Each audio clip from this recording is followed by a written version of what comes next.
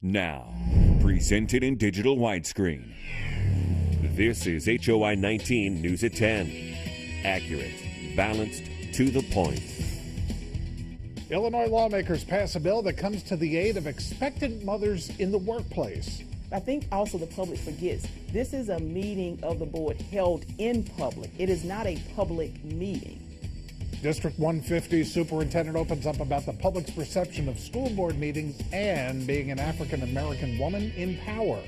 It is Wednesday night. I'm Eric Green. Those stories, all the news coming up in just a moment. First, let's get a check of the weather. Alyssa Donovan's in for Chuck Collins. Alyssa. Thanks, Eric. You can see that system is moving across Illinois, moving southeast into Indiana right now, but we do still have a little bit of leftover moving across McLean and Tazewell County, which is why there is still a severe thunderstorm watch in effect for those counties, which is Tazewell and McLean and some areas southeast of us. There have been reports of some large hail and damaging winds from this system, so just be aware of that if you're heading out tonight. Temperature still very warm right now, 75 up in Kewanee, 60 for Peoria right now, 79 in Beardstown, and 81 still in Lincoln. Lincoln was at 90 today, so very warm throughout central Illinois today. Wind gusts fairly calm as long as that storm keeps heading southeast. We're going to stay calm, 4-mile-per-hour gusts in Lincoln, 10 in Pontiac, 8 in LaSalle. So a very calm night tonight. We do have the potential for some severe thunderstorms, though, which will be those large hails and damaging winds. Temperatures dropping off quite a bit, 55 to 60 tonight as we move into the overnight hours. Tomorrow, we're going to be back to normal. We were very warm today, very warm yesterday in those high 80s. Tomorrow, we'll be back up into the mid 70s. By 4 p.m. we'll be at 74 degrees, and we're going to have partly sunny skies. It's going to be a very nice day, and that's how it's going to be as we head into the weekend. By Memorial Day, we'll be back up into the 80s. I'll tell you more about that in the full forecast. Eric? All right, Alyssa, thanks. A bill guaranteeing rights for both full and part-time pregnant employees passes in the Illinois Senate. What does this actually mean, though, for expectant moms in the workplace? HOI 19's Roseanne Aragon at the big board tonight.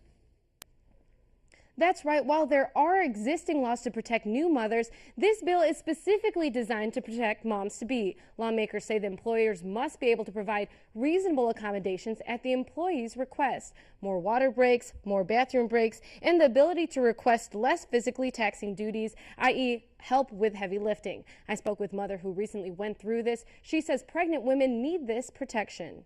Your body's going through so many changes. It's a unique challenge. Pregnant and working. New mom Shauna Chase is here at Peoria's OSF Breastfeeding Resource Center with her son. Liam is 4.5 months old, and he's just doing really well. But the journey to today wasn't always easy. Chase spent most of her pregnancy on the job. I worked in a huge building, so we had to walk it felt like it was like a mile to and from our desk before and after work every day. And that was pretty difficult. Experts say pregnancy is anything but business as usual. Pregnant women are likely to be more tired, more thirsty, more hungry, and more inclined to use the bathroom. When you're pregnant, it feels like everything is pushing down on your bladder. If you drink, 8 ounces of water, you have to go to the bathroom 4 different times. She says her work was generally understanding. That's not always the case. Governor Quinn's office cited several instances of discrimination. Here they say Yvette, a pregnant grocery clerk who miscarried, was fired when her boss demanded she do more heavy lifting. Guadalupe was denied bathroom breaks and then fired. And another boss said to his pregnant employee, quote, "You can't get special treatment since men don't get pregnant," unquote. OSF Representative Polly Coker disagrees. And that's not going to be in the baby's best interest, the mom's best interest, or the employer's best interest. We can pretend all we want that men and women are exactly the same, and they're not. And in this particular phase of a woman's life, you do need to accommodate the physical changes. This bill has yet to be passed one more time by the Illinois House for minor changes. Back to you. All right, Roseanne, thanks. A follow-up now from Springfield on medical marijuana in kids. We told you this month about Adam Frederick, whose young daughter suffers from seizures.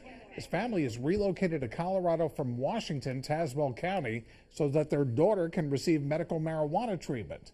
This afternoon, the Illinois House approved cannabis for the treatment of children with epilepsy. Those who are under 18 who have had dramatic amounts of seizures can benefit from a small amount, a drop or two of marijuana oil. The modified bill returns to the Senate now for approval. It's expected medical marijuana will be available in Illinois early next year. It's now been 4 days since a Peoria woman disappeared. Police are investigating every lead. 57-year-old Terry Anderson was last seen Sunday night. Anderson's ex-husband Daniel Wilson told police he last saw her around 9 Sunday night when he dropped her off at her home. Wilson's being held in the Peoria County Jail right now on a variety of charges unrelated to Anderson's disappearance. There's been domestic violence issues in the past. We made an arrest on one of them issues, one of the cases, but we have no indication at this time because we have not been able to find her if anything happened on that night between him and her. If you have any information about Anderson's whereabouts, you're urged to call Crime Stoppers. There's the number, 673-9000. A teenage girl in Normal has been reported missing. 15-year-old Gianna Bonilla was last seen May 12th. She is 5'7", 120 pounds, and she has a tattoo on her left forearm. Police say before she disappeared, Bonilla told someone she wanted to commit suicide. If you have any information on her whereabouts, call the Normal Police, 454-9535. Driver's education, Black history, phys ed could all be history in Illinois if a bill in Springfield gets to the governor. A state Senate committee has approved an amendment to the school funding bill. It would allow schools to opt out of dozens of currently offered subjects. The goal? To save money. Some districts say they're required to teach more topics but don't have the funding. Opponents of the bill say it could send a bad message.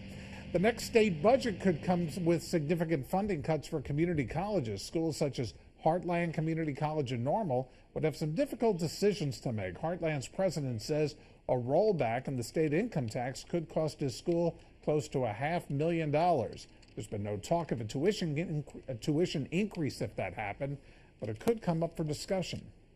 There would be a possibility that we could adjust for spring, but certainly that would be something we would talk about. We're certainly concerned about the impact that would have on our students. Heartland will finalize its budget for next year in September. People who attend District 150 school board meetings don't always get a chance to make comments to the board and the administrators. It's a fact that does not sit well with some Peoria residents. But for Superintendent Granita Lathan, it's simply another misunderstood policy. It's one of several issues Gary Moore covered at the conclusion of his exclusive interview. Do you want to explain why that was instituted? What was the rationale behind that? For the second meeting of the month, the committee of the whole meeting, it's an opportunity for the board to hear from staff and for staff to provide that feedback. But I think also the public forgets this is a meeting of the board held in public. It is not a public meeting. And so, yes, the public gets to speak, but it's not their meeting. It is the board's meeting, and unfortunately, it's displayed out in the public. The board voted on that decision to change to that structure, and sometimes I think people get me confused with what the board decisions are. And so it's easier for me to be the target, which is fine, but at the end of the day, they still have the beginning of the first meeting of the month. They have 5 minutes to share, and then board members are also accessible outside of the board meetings, and I'm also accessible. One of the other things that you did in, I want to say, March of 2011 was the change in principles. There were like 13 principles that were changed. Looking back on that, do you think that was too much at the time? No, not enough. Not enough. One of the things that we've talked about, and I talked about early on with the board, starting in January 2010, during the interview process, they gave me a set of expectations and said, here are the issues, here's what's working in our district, here's what's not working, but we want you to come in, we want you to take a look, and we're going to give you a year to take a look. We want you to look at curriculum, we want you to look at staff, we want you to make some decisions and then make some recommendations to us moving forward for the 2011-12 school year. But part of that is leadership needed to change in our schools. Some principals have been at schools for many years and were not showing progress. And people might blame the lack of progress on the things that are happening in the community or the issues that our students bring to school, but we needed a change. And so we made that change. And one of the things that, once again, that story that doesn't get told is principals knew in advance. We held one-on-one meetings. At the height of the John Wetterauer controversy, race was inserted into the equation with Pastor Harvey Burnett saying that— You're not the sheriff, Change 150. We won't run, and we will not allow you to publicly lynch a black woman in office. To what extent is race a factor? I think race came up as it relates to last July when we followed the law and we allowed children to choice, to their schools of choice as it relates to No Child Left Behind. And there were a number of students that were allowed to go to Lindbergh and Charter Oak based on the choice that those parents had selected, and we added additional classrooms in the form of portable classrooms. So what people would hear, some people coming to board members, were about those children, busing those children or allowing those children to be in certain schools. And I think it's everywhere. People are afraid to address the issue around race because I think they have ideas of the things that happened maybe probably in the 50s and the 60s around race riots and things of that nature. But sometimes we have to think about the words that we use and how a person, especially a person of African American descent or other sitting in an audience, hears that and they're thinking, okay, what is the real issue? Is the issue overcrowdedness, or is the issue that children that don't look like my child or someone else's child are sitting in a classroom now? So it has been an issue. Do you think you've been unfairly criticized because of your race? I don't want to say about because of my race. I think, at the end of the day, I think there are still issues around women in leadership. Let's go there. And I think sometimes it could still go back to race. I know what I see when I look in the mirror.